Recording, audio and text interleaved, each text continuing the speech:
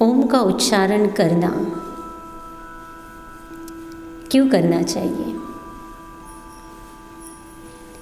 या क्यों करते आ रहे हैं कहेंगे, और अब तक भी चल रहा है, इसका मतलब क्या? क्योंकि ज़रूर कहीं न कहीं ओम में इतनी शक्ति, इतनी पावर, इतनी प्यूरिटी है, इसलिए तो आज तक क्या कर रहे हैं, ओम का उच्चारण जगह जगह चल रहा है।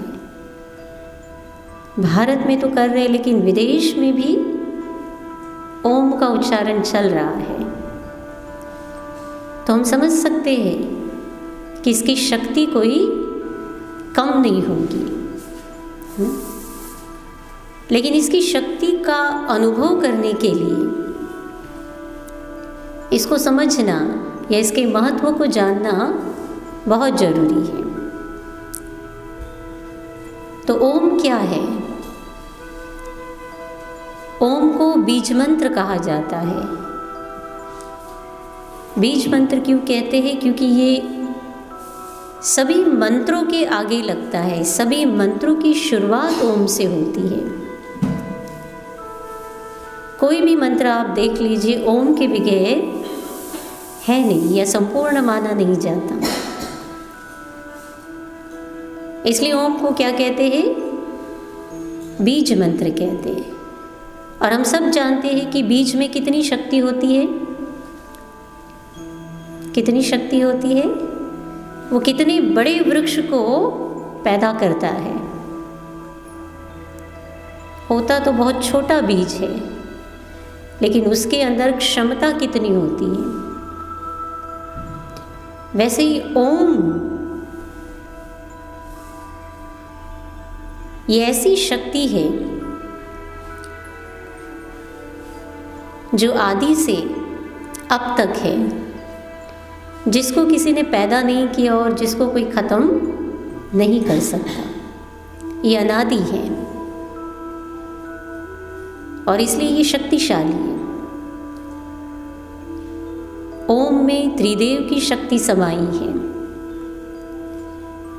अगर केवल हम एक ओम का भी उच्चारण करते हैं हमारे जीवन में, मान लीजिए हम कुछ और नहीं कर पाते हैं, तो केवल ओम का उच्चारण भी करेंगे दिल से, तो भी प्राप्ति ऐसी है कि आपको कहीं और जाने की आवश्यकता ही नहीं पड़ेगी, क्योंकि ओम ही मुक्ति और जीवन मुक्ति का भी द्वार है।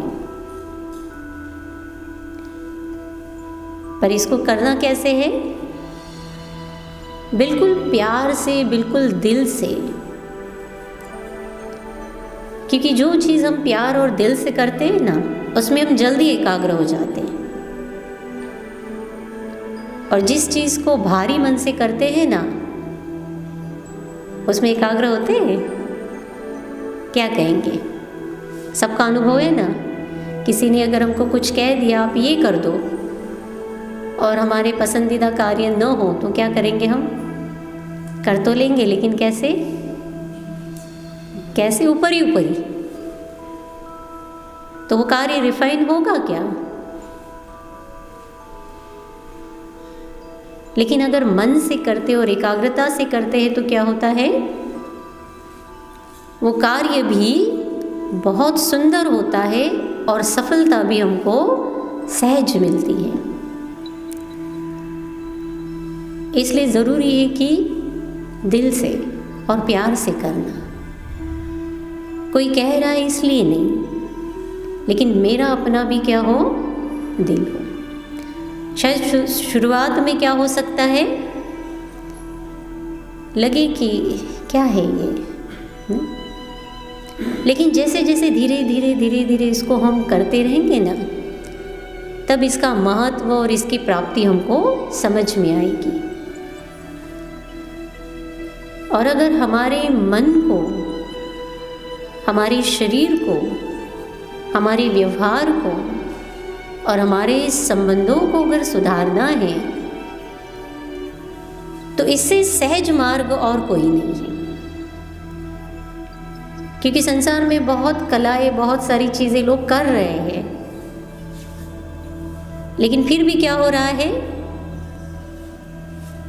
आज देखिए कितने एजुकेटेड लोग हैं, नहीं पढ़े लिखे हैं, कहते पढ़े लिखे समझदार होते हैं, ठीक है ना?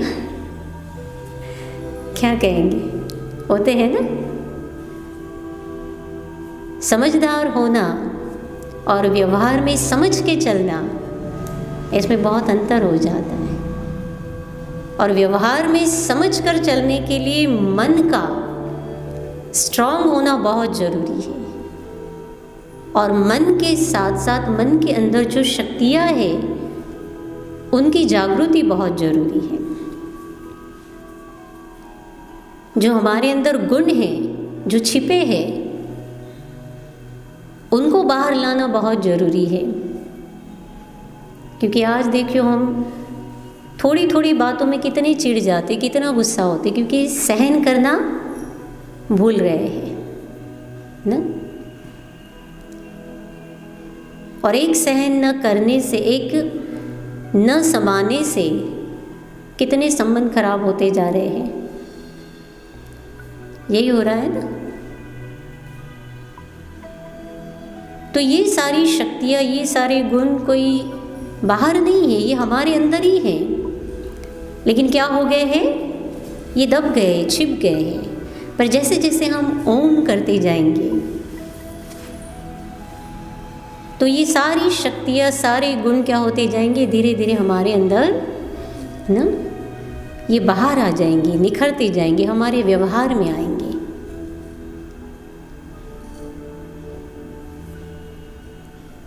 तो इस तरह से क्या होगा?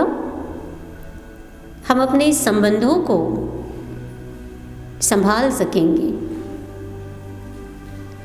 उनको समा सकेंगे। अब दो व्यक्ति एक जैसे कभी नहीं होते हैं। होते हैं क्या? चाहे वो ब्लड रिलेशन वाले हो, चाहे फिर वो अलग अलग हो, लेकिन फिर भी दो व्यक्ति एक जैसे नहीं होते। थोड़े बहुत विचार मिल सकते हैं, लेकिन पूरी तरह से इक्वल हो ऐसा नहीं होता है। तब समझ के चलना पड़ता है, तब गुणों से अपने आप को वहाँ चलाना पड़ता है। पर आज हमारे अंदर ये गुण क्यों नहीं है? कहाँ गए? तो ये हमारे अंदर क्या हो गए हैं? छिप गए हैं। जैसे होता है ना कि शरीर को अगर आप ठीक ठाक से न खिलाओ, भोजन अच्छे से न दो, कुछ भी चटर पटर खा लो, क्या होगा? क्या होगा आप बताइए? ये करते हैं ना, हम प्रैक्टिकल करते हैं ना। क्या होता है? क्या होता है? शरीर तंदुरुस्त हो जाता है? अच्छा, नहीं होता है ना? नहीं होता है। और शरीर को तंदुरुस्त करने के लिए हम क्या करते हैं? फिर उसको सही भोजन देना आरंभ करते हैं। पर क्या मन के लिए हमने कभी सोचा कि अगर हमारा मन कमज़ोर होता है, वीकनेस इसमें आ जाती है, तो इसको हम दुरुस्त कैसे करें? इसको हम स्वस्थ कैसे करें? वैसे मन की कमज़ोरी क्या है? क्या कहेंगे? क्योंकि हमको ये भी तो पता होना चाहिए ना, भाई मन की कमज़ोरी क्या है। तो मन में जो ईर्ष्या आती है, चिड़चिड़ापन आता है, डर होता है, तो ऐसी बहुत सी छोटी बड़ी बातें, जोश आना ना, अपनी बातों को सच करना, जिद करना, ये सारी क्या है? मन की जैसे कमज़ोरी है। अब इस कमज़ोरी पर विजय प्राप्त करने के लिए या इस कमज़ोरी को हटाने के लिए क्या करें? बताइए, कौन सी मेडिसिन खाए? कौन सी मेडिसिन खाए? है कोई ऐसी कोई दवा बनी है? आजकल जो डिप्रेशन होता है, क्या कहेंगे उसके लिए दवा है? टेम्पररी सुला देती है वो दवा, परमानेंट ठीक नहीं होते पेशेंट। तो ये सारी चीज़ें क्यों होती है? क्योंकि मन जो है हमारा वो कमज़ोर होता है, बार बार वही व्यर्थ की बातें, वही कमज़ोरी की बातें क्या करता है, अंदर ही अंदर घोटते रहता है। और इसलिए ये सारी बीमारी और शरीर की भी कई बीमारियां आ जाती हैं। तो मन को सबल बनाने के लिए या मन को बलवान बनाने के लिए हमको क्या करना चाहिए? सहज रास्ता है इसका, बिना खर्चा। क्योंकि दवाइयों में हम कितना खर्च करते हैं, डॉक्टर से समय लेना, पैसे भी दे के आते, दवाई भी लेके आते और ठीक हो जाते हैं? ठीक भी नहीं होते। और उन दवाइयों से अलग अलग प्रकार की बीमारियां ही पैदा होती है ना। क्या इन सब से हम छूटना चाहेंगे? क्या इन सब से हम छूटना चाहेंगे? अच्छा, नहीं छूटना चाहेंगे ऐसे क्योंकि आवाज़ ही नहीं आई तो सोचा तो इससे छूटने का सहज मार्ग यही है कि हम कम से कम दिन में 5 या 10 मिनट बड़े प्यार से, बड़े भाव से ओम का उच्चारण करें। और इस उच्चारण से केवल हमारा मनोबल नहीं बढ़ता है, लेकिन हमारे आसपास का वातावरण भी सकारात्मक होता है। हमारे शरीर की कई रोग जो है असाध्य, जिसको कहते डॉक्टर भी ठीक नहीं कर पाता है, वो भी क्या हो जाती, इससे धीरे धीरे ठीक हो जाती है। और मन में जो बार बार व्यर्थ चलता है ना, या गलत सलत चलता है, वो भी धीरे धीरे क्या हो जाता है, इससे खत्म हो जाता है। और हमारे आसपास एक ऐसा कवच बन जाता है जो भविष्य में क्या करेगा, हमारी सुरक्षा करेगा। वर्तमान भी करेगा, लेकिन भविष्य में भी इसकी बहुत आवश्यकता पड़ेगी। इसलिए ओम का उच्चारण करना बहुत जरूरी है। आप सब करते हैं ओम का उच्चारण? करते हैं आप सब? अच्छा, कुछ करते कुछ नहीं, तो अब से करेंगे? क्या कहेंगे? करेंगे? करेंगे? करेंगे। क्योंकि ये किसी और के फायदे के लिए नहीं, लेकिन मेरे अपने फायदे के लिए मुझे करना है। और केवल एक फायदा नहीं इससे, लेकिन इससे मन की नेगेटिव थिंकिंग जो है वो तो चली जाती है, लेकिन इस संसार में ऐसी नेगेटिव एनर्जी भी है, अगर जाने अनजाने में अगर हम उनमें फंस जाते हैं या आ जाते हैं, जिनको हम तंत्र मंत्र भी कहते हैं, तो अगर हम ओम का उच्चारण पहले से कर रहे हैं तो क्या होगा, ये सारी जो बाहर की नेगेटिव चीज़ें हैं वो हमको छुएगी भी नहीं, हमसे दूर रहेगी। तो ओम के उच्चारण में इतना गहरा फायदा है। केवल और केवल हमको क्या देना है, इसके लिए समय देना है। और वो समय हम किसके लिए देंगे? वो समय हम किसके लिए देंगे? वो समय हम अपने लिए देंगे, किसी और के लिए नहीं देंगे ना। तो ये अच्छा है ना कि भविष्य में अगर हमको किसी तंत्र मंत्र वाले के पास जाना पड़े या किसी डॉक्टर के पास जाना पड़े, इससे तो अच्छा हम घर बैठे ही क्या करें, ओम का उच्चारण करें, स्वयं का इलाज स्वयं ही करें। तो इसलिए भी ओम का उच्चारण करना बहुत ज़रूरी है। ओम ऐसी शक्ति है जिससे सृष्टि की उत्पत्ति हुई है। ओम का कोई पारावार नहीं पा सकते। इसके बारे में जितना कहो उतना कम है। इसलिए अगर आप जब प्रैक्टिकल इसका अभ्यास करेंगे, इसका जाप करेंगे, तब आपको क्या होगा, इसका प्रमाण भी मिल जाएगा। क्योंकि वर्तमान में तो यही है ना, प्रमाण चाहिए ना। पर प्रमाण पाने के लिए हमें क्या करना पड़ेगा, अभ्यास भी तो करना पड़ेगा ना। बगैर अभ्यास के प्रमाण भी नहीं पा सकते ना। इसलिए आप कम से कम 21 दिन तक तो इसको बड़े प्यार से करिए। इसके बीच ही आपको बहुत सुंदर अनुभव होंगे, बहुत अच्छी अनुभूति होंगी। ओम इतनी गहरी शक्ति है कि ये हमारे पुण्य के खाते को बढ़ाती है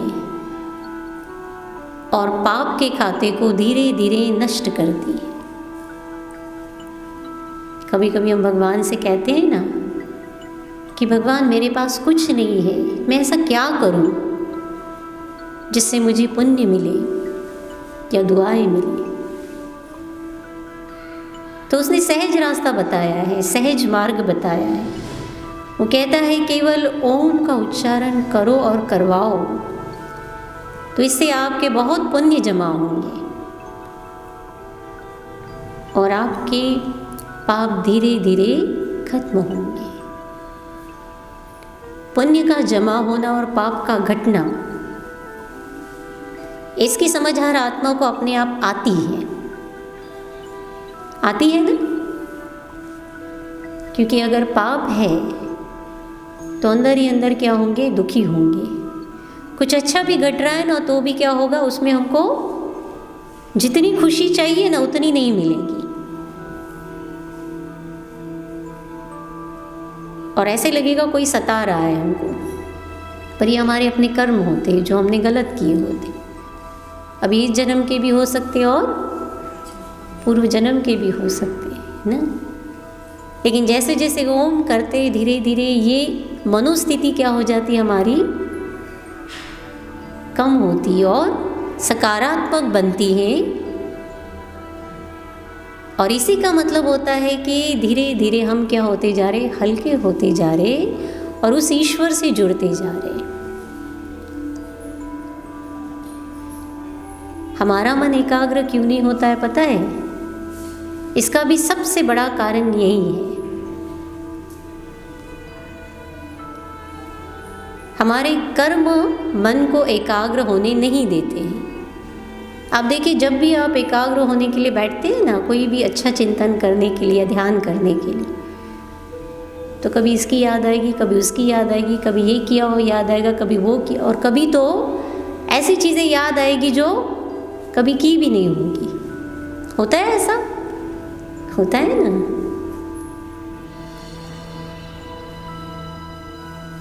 लेकिन जैसे जैसे हम ओम करेंगे ना, तो ये सारी चीज़ें जो है वो क्या होती जाएगी, धीरे धीरे खत्म होकर मन इतना एकाग्र होगा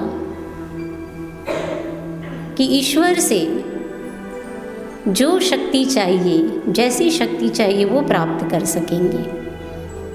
इतनी पावर है इस ओम में। ओम का आध्यात्मिक अर्थ क्या है? तो ओम माने ओ माने वो परमात्मा, और म माने मैं आत्मा। और जब आत्मा और परमात्मा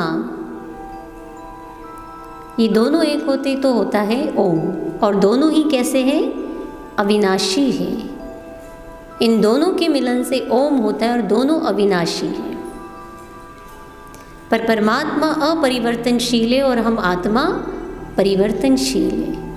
इसलिए परमात्मा को सागर कहते हैं ना, प्रेम का सागर, शांति का सागर, आनंद का सागर। और हम उनके बच्चे हैं। इसलिए हम क्या कहते हैं अपने आप को? प्रेम स्वरूप। मैं आत्मा प्रेम स्वरूप हूँ, मैं आत्मा शांत स्वरूप हूँ, मैं आत्मा सुख स्वरूप हूँ, क्योंकि हम उसके बच्चे हैं। पर क्योंकि हम परिवर्तनशील है, इसीलिए क्या हो गया, उसने जो ये एनर्जी हमको दी थी, ताकत दी थी ना, जैसे आप देखो लौकिक में किसी बच्चे को अगर संपत्ति देते हैं, एक बार दे दिया आपने, अब वो खर्च ही करते जा रहा है, खर्च ही करते जा रहा है, खर्च ही करते जा रहा है, क्या होगा? क्या होगा? आखिरी में खत्म हो जाएगी ना। क्या कहेंगे? कंगाल हो गया कहेंगे ना। तो वैसे हम आत्माएं खर्च करते करते इन गुणों को आखिरी में क्या हो गए हैं? इन गुणों से, शक्तियों से जैसे कंगाल हो गए। इसलिए जब भी मंदिर में जाते कहते हैं भगवान सुख देना, हे भगवान शांति देना, चाहे अपने लिए चाहे अपने परिवार के लिए, पर मांगते तो यही चीज़ें हैं ना। तो कहता है कि हाँ, ये तो आपका जन्म सिद्ध अधिकार है, पर ये अधिकार हमको कब मिलता है? जब हम ओम का उच्चारण करते और उसके साथ जुड़ जाते हैं, तब धीरे धीरे ये सारी चीज़ें वो हमको देता है और आत्मा पुनः इससे क्या हो जाती है? भरपूर हो जाती है। तो आप जरूर क्या करिएगा? ओम का उच्चारण करिए, और जो भी आपको जीवन में संकट है या जो भी आपको गुण शक्ति चाहिए होगी, या जिस संकट से या जिस मुसीबत से मुक्ति चाहिए होगी, उसका संकल्प लेते हुए ओम का उच्चारण करें। तो उसमें क्या होगा? उसमें आपको सफलता मिलेगी। पर पुनः कहूँगी, दिल से और प्यार से, केवल लेने की भावना से ना करें। जैसे होता है ना, एक पिता के पास बच्चा अगर प्यार से जाता है और कुछ मांगता है तो दे देते हैं, लेकिन केवल मांगने के लिए जाता है तो पिता को भी लगता है क्या बच्चा है, होता है ना। खैर परमात्मा ऐसे नहीं है, लेकिन फिर भी हमारी भावना प्यार की हो, बाकी सारी पूर्ति वो कर देता है। ठीक है। जैसे अगर मुझे शांति की मेरे जीवन में कमी है, तो हम क्या संकल्प लेंगे कि मैं शांत स्वरूप आत्मा हूँ और मेरे आसपास शांति के वाइब्रेशन फैल रहे हैं, मेरा मन भी शांत होते जा रहा है। तो ऐसे 2-4 संकल्प करने के बाद आप क्या करें? ओम का उच्चारण करें, तो वो गुण, वो शक्ति की अनुभूति आपको होनी शुरू होगी। ठीक है। ओम शांति।